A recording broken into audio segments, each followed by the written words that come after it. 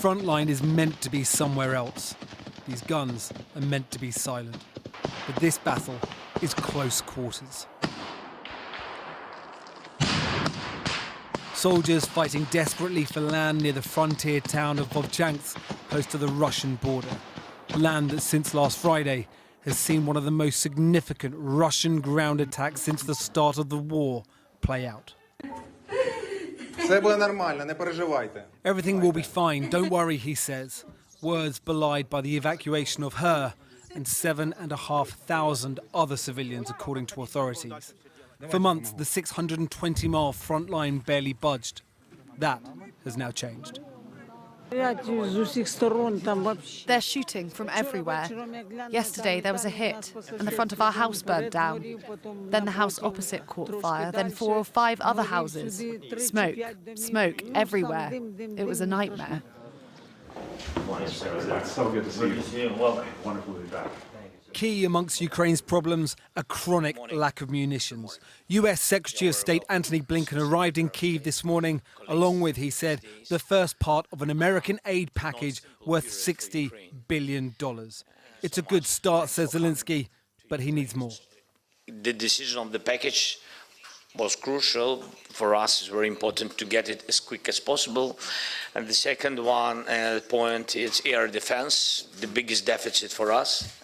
Top of the list of needs, he says, Patriot air defense systems for the now under fire Kharkiv. Under fire partly because of US delays negotiating this aid package through Congress, says the UK Defence Secretary. But I'm afraid some of the world was caught napping, and it's enabled Russia to get something of the upper hand in Kharkiv. I don't think Kharkiv is about to fall, fortunately, and I spoke to my opposite number, the Ukrainian Defence Minister Umarov, yesterday afternoon. But nonetheless, we're in this position because there was a long delay getting the additional support required. Thank you. In Kyiv, Antony Blinken not only assured ongoing aid for the future, but a pledge for damage done in the past. Making Russia pay for Ukraine's recovery and reconstruction. What Putin destroyed, Russia should and must pay to rebuild. But what if in 6 months' time it's a different administration, less welcome for photo opportunities in Ukraine? A Trump administration that's already indicated a desire for a cheaper, negotiated solution.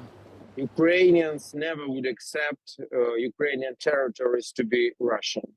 That's impossible. That would never happen. And also it's completely against international law. That would be the end of international law in the world. Kharkiv this afternoon, the aftermath of an aerial bombardment. But shelling is very different to occupation. And that is the fear for those who used to call the villages east of Kharkiv home. The villages sitting in the borderlands with Russia. Many of these people who now evacuate, they already endured Russian occupation. So they know what to be prepared for. And this is why they're so urgently moving out before Russian advance. Ukrainian forces are outmanned and outgunned. $60 billion worth of arms may now start to flow east. The question these soldiers fear, what happens when that runs out too? Well, joining me now is Mikhail Kasyanov, who was Russian Prime Minister in 2000 after Vladimir Putin became president, a job he held until 2004. But he's now, of course, a huge critic of Vladimir Putin. But Mr. Kasyanov, nice to see you again. But when you look at Georgia and Ukraine, is Putin winning? Slightly, yes. We see, unfortunately, this movement of his proxies in Georgia, and of course, just new offensive against Ukraine. That is absolutely just the interviews you have just shown, just described that the lack of ammunition, that is the biggest, the crucial problem for Ukraine. And I hope just the NATO leaders would make their decisions soon, just to reconsider the whole support for Ukraine, not just for defense of the current positions, but for liberation of occupied territories. I believe just upcoming NATO summit will make such a decision. Do you think there's been a lack of resolve by the West to give Ukraine enough to win? Yeah, we can see just 60 billion US dollar for US support and approximately the same European Union and Great Britain. That is only 120 billion US dollar. Mr. Putin spends 170 billion US dollar, and he has advantage on the manpower and ammunition. That's why just for him it's easier to have offensive, and for Ukrainian it's impossible. Ukrainians should get just the doubled support from the West. In this case, they can start next year, now already only next year, to start their counteroffensive and start liberating their occupied territories. But does Ukraine also have the manpower? You know, it is holding back from widening conscription. Does it need to rethink that? Yeah, that's a problem. Of course, that's a problem. In Russia, it's also a problem.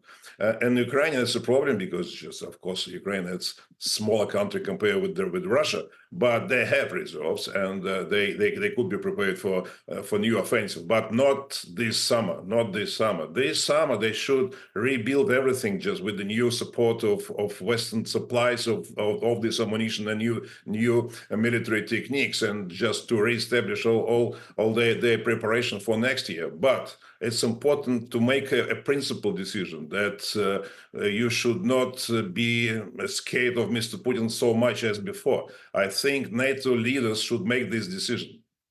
I mean, so when you look at Putin, you know, if you think back over the last 2 years, there have been so many theories that, you know, his own side would get him. He was ill. He was this. He was on his way out. He seems stronger than ever, and strong enough to be able to reshuffle his top team, his defense minister, in the way he wants to. What do you think the thinking is behind this move of a very loyal lieutenant in Shoigu? Absolutely. First, we should emphasize that Mr. Putin, during last year, managed to transfer economy on a war footing, while Ukrainian leadership just didn't manage to do this. And Putin just feels stronger on this. And in fact, these new appointments, re-establishing just a new, I wouldn't say new team, but to establish a better coordination between civilian agencies of the government and military, so that to be sure that all military production machine works well and just produce exactly what the war requires. And that's why he's simply just making a better quality coordination in this sphere. And it is clear that priority of all his economic policy would be military production, to ensure that supplies of ammunition and new techniques go to the war. Do you think there's a danger that the West thinks Putin is contained, effectively, that he has now a war economy, all his focus is on, you know, survival and slow advance in Ukraine, but he can't win, and that actually it's better to just let this drag on? I'm sure just all Western leaders wouldn't like to see Mr. Putin as a dictator, just with the say, triumph victory. No one should see, can see, and allow to see this. That's why just a special policy, new policy, should be established, and just full reconsideration should be done quickly to understand how to help Ukraine, how to support Ukraine, so that Mr. Putin would not be looked as a winner, but better in maybe 1 year time as a defeated dictator. Mikhail Kasyanov, thank you very much.